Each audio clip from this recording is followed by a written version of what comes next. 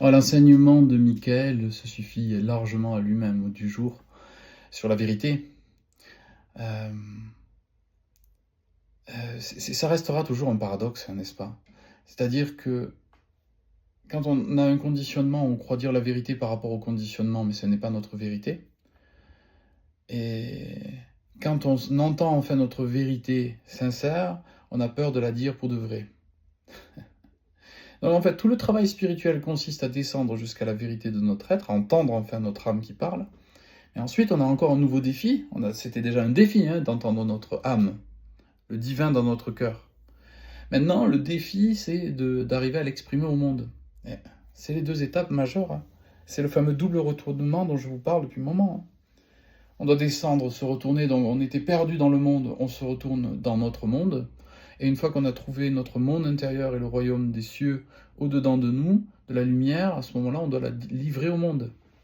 On doit transmettre ce qui se dit par nous au monde. On doit laisser passer la lumière. Deux étapes.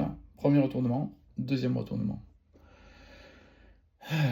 Michael, c'est mon grand allié. Et ce qui est plus difficile avec Michael de manière générale, c'est d'assumer la vérité et le verbe. Quand il vient, enfin moi je le sens, euh, c'est même pas quand il vient, c'est que je sens toujours ça, une sorte d'épée qui est du cœur au verbe ici, et qui parle comme ça. C'est un... C'est... C'est la puissance du verbe. C'est pas notre verbe, c'est le verbe qui nous traverse, quoi, le logos. Et je me rappelle petit, j'avais déjà cette ouverture qui faisait que je disais la vérité qui jaillissait et ça, les égos qui réagissaient d'une force. Surtout dans la famille et ensuite dans les pseudo-amis. Mais avec le temps, assumant ce verbe, naturellement, des êtres qui veulent entendre la vérité sont venus, quoi. Ils sont plus venus pour réagir. Bon, il restera toujours les défis des relations les plus proches, c'est une évidence, quoi, parce que des fois le verbe est inconfortant. Euh, mais la vérité, quoi, je veux dire. Mais il y a une traduction, alors je ne sais plus si c'est une traduction officielle du Nouveau Testament, mais c'était Jésus qui dit que je ne suis pas venu vous apporter la paix, mais l'épée. Je le connais, je le sens, je le connais, ça.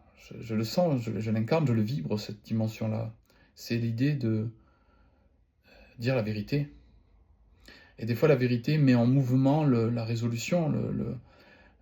On peut se complaire dans des idées fausses sur la vie, sur nous-mêmes, mais être en sécurité dans notre prison mentale, qu'un jour, la vérité éclate. On dit d'ailleurs la vérité éclate. Je trouve ça vraiment très juste. Ça brise les barrières, ça brise les distances qu'il peut y avoir entre les cœurs, parce qu'ils sont emmurés chacun dans leur vérité personnelle, pas la vérité transcendante qui traverse, mais la personnalité qui vient faire obstacle au mouvement naturel de la vie, de l'amour. Et donc oui, elle éclate, la vérité éclate. C'est le terme c'est locution, quoi. L'axiome, une vérité éclatante qui vient briser l'obscurité de l'enfermement. Donc oui, Jésus est donc tout être qui devient instrument divin, tout maître, vient avec le verbe de vérité, qui est une forme d'épée, qui vient trancher, donc Michael, il vient percer le dragon, qui vient trancher la matière inerte, c'est-à-dire vraiment sclérosée, fermée de l'ego, de l'idée, de la certitude, de la position du moi égotique, etc., et qui vient mettre à jour le sens profond, le mensonge à soi, le mensonge aux autres, le mensonge à la vie, qui est cette espèce de conditionnement enfermant, sclérosant. Donc voilà, l'enseignement de Michael est complet à ce niveau-là. Ce qu'il a transmis, c'est toujours d'une perfection. Être vrai avec soi, être vrai avec les autres. C'est les deux défis, deux chemins qui sont complémentaires et qui se suivent. Mais ce qui est certain, c'est que si vous avez des relations, vous avez l'impression que tout est faux, c'est que vous êtes faux avec vous-même. Et que si vous maintenez ces relations-là, c'est que vous maintenez cette fausseté en vous.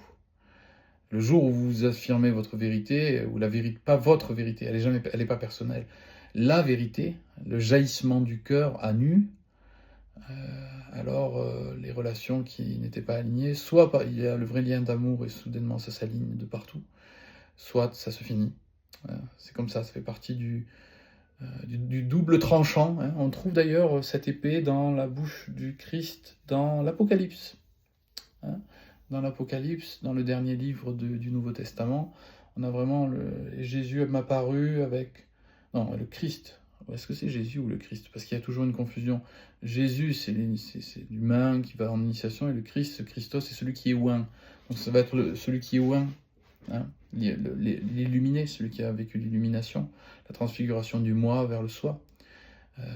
Donc le Christ m'apparu avec une épée qui sortait de sa bouche à double tranchant. C'est exactement l'idée.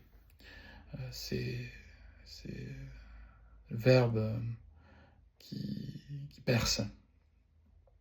On a cette image aussi dans le tarot du diable qui a l'épée sans garde, donc il n'y a pas la garde, mais il a quand même l'épée dans la main, donc il va falloir le confronter, le transpercer, et entendre au travers, entendre la vérité, quoi, en quelque sorte. Ce qui est un chemin d'initiation suprême, en vérité, toujours, hein. C'est la même lance de Longinus qui va percer le flanc du Christ, de Jésus, quoi. C'est la percée nécessaire pour que émerge la lumière, toujours cette idée.